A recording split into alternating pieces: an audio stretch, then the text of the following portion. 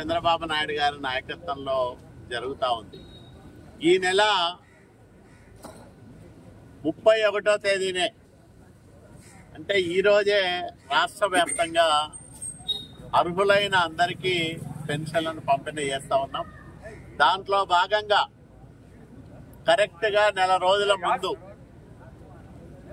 ఈ గ్రామానికి వచ్చి రాయదుర్గం నియోజకవర్గం బొమ్మనహాల్ మండలం నేమకల్ గ్రామానికి వచ్చి చంద్రబాబు నాయుడు గారు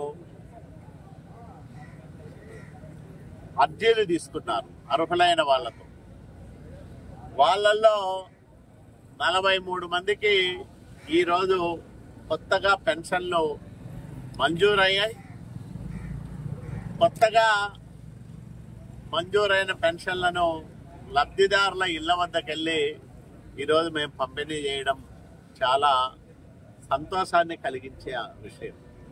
పేదలన్నా బడుగు బలహీన వర్గాలన్నా చంద్రబాబు నాయుడు గారికి ప్రత్యేకమైన ప్రేమ అభిమానం ఉన్నాయి కాబట్టి ఏ రాష్ట్రంలోనూ జరగని విధంగా ఎవరు చెయ్యలేని విధంగా చంద్రబాబు నాయుడు గారు ఈ సామాజిక పెన్షన్ల పంపిణీ చేయిస్తూ ఉన్నారు. ప్రతి పేదవాడు ఆనందంగా ఉండాలి, ఆకలితో ఎవరు బాధపడకూడదనే ఉద్దేశంతో ప్రభుత్వం ఈ బృహత్తర కార్యక్రమాన్ని నిర్వహిస్తూ ఉంది.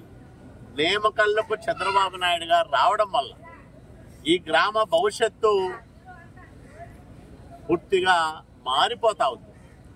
ఈ గ్రామంలో ఒక బీసీ బాలుర ఆశ్రమ పాఠశాలను ఏర్పాటు చేయబోతా ఉన్నాం. ఆంజనేయ స్వామి ఆలయాన్ని 3,75,00,000 రూపాయల ఖర్చుతో ఆధునీకరించబోతా ఉన్నాం.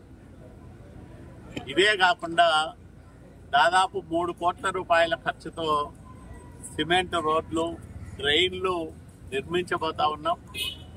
అర్హులందరికీ పక్కా ఇల్లు నిర్మించబోతా ఉన్నాం. ప్రతి ఇంటి పైన సోలారు విద్యుత్ ఉత్పత్తి ఫలకాలను ఏర్పాటు చేయబోతా ఉన్నాం. నేమకల్లులో ప్రతి ఇల్లు సూర్యఘర్ పథకం కింద తీసుకొచ్చి ఈ సోలారు ప్యానల్స్ ను ఏర్పాటు చేస్తాం. ఇవే కాకుండా ఈ గ్రామానికి అవసరమైన అన్ని సదుపాయాలు కల్పించి నియోజకవర్గంలోనే కాకుండా జిల్లాలోనే నేమకల్ అంటే ఒక ఆదర్శవంతమైన గ్రామంగా తీర్చిదిద్దడానికి అన్ని రకాలుగా చర్యలు తీసుకుంటామని ఈ సందర్భంగా నేను మనవి చేస్తున్నాను.